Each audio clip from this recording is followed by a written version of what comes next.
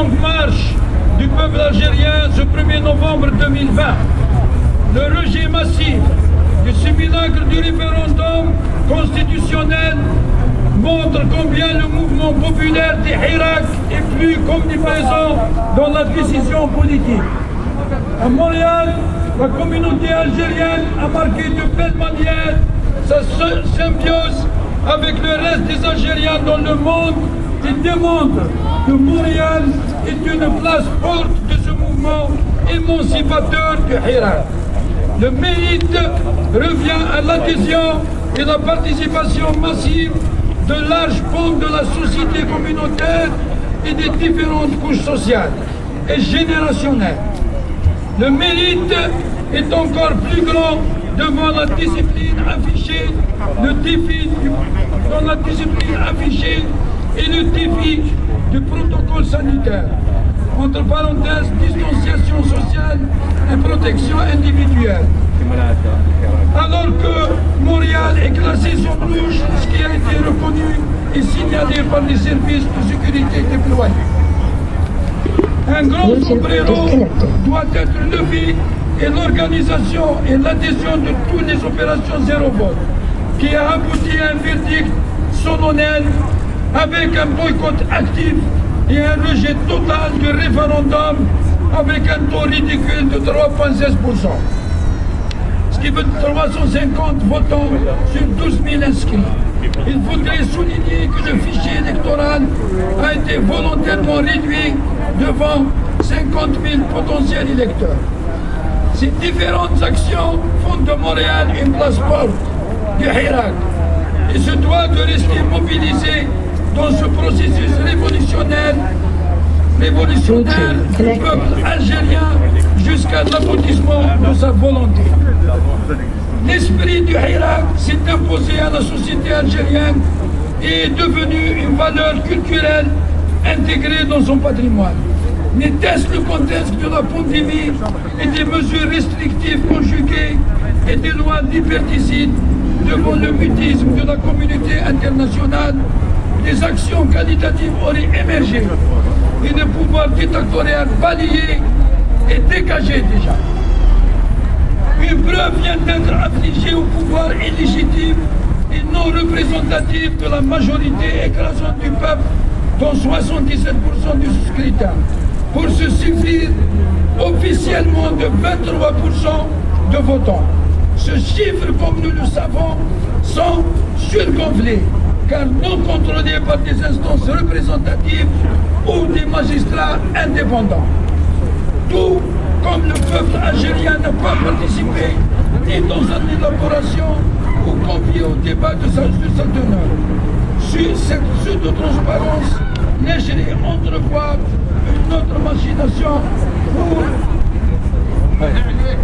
pour de prochaines échéances électorales, comme l'avait souligné le joker illégitime de la présidentielle du 12 2019. Si sur le plan juridique, le pouvoir, de fait, peut profiter des zones grises des lois qu'ils ont écrites eux-mêmes, sur le plan politique, cette constitution serait invalidée. D'autant que le titulaire illégitime, invalide lui aussi, ne saurait la promulguer. Le Hirak porte depuis 20 mois l'espoir d'une Algérie libre et démocratique et la transparence des scrutins électoraux et non des lois avalisées par des députés croupillons et des béni-oui-oui.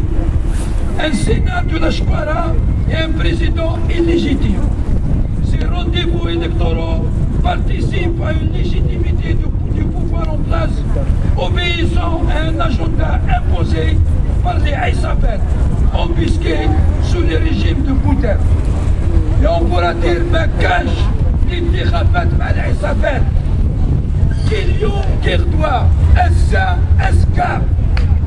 La lutte du peuple algérien pour son émancipation et l'instauration d'une Algérie libre et démocratique est à l'image du soldat Moudjahed Nakhlak Turkar Birahmo, éteint ce 4 novembre 2020 à l'âge de 87 ans.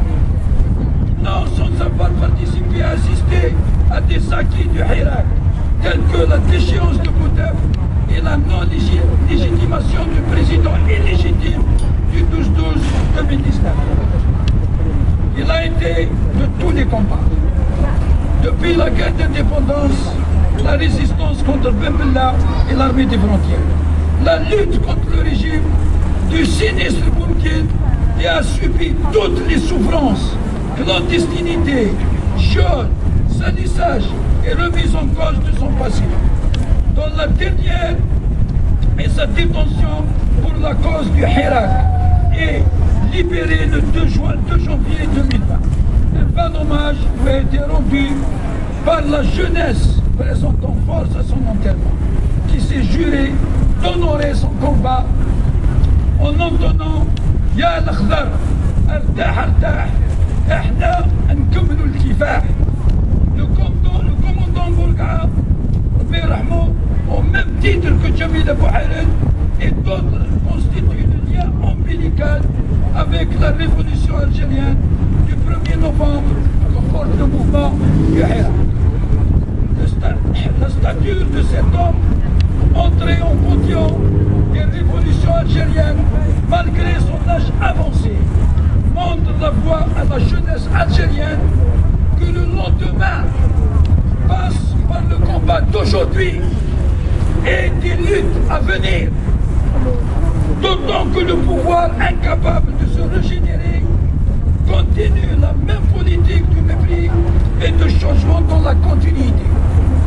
Ensuite, son incapacité de gestion, comme celle du Covid-19, la gestion de l'éducation et du bac. Les insultes du simple citoyen sont banalisées. Et les scénarios pires Boutef avec la maladie du Debout montrent bien ce mépris. Au même titre que la libération de certains notables de ce régime en allégeant leur peine et en les lavant blancs plus que blancs. Un autre événement est venu obscurcir l'actualité, à savoir le décès de Naïdjia, la mère de l'apôtre Matoblounas. Cette femme courageuse qui considère que son fils n'est pas mort, mais régénéré par la jeunesse qui porte le combat de rebelle. Et merci de votre attention, merci pour tous. Et vive l'Algérie!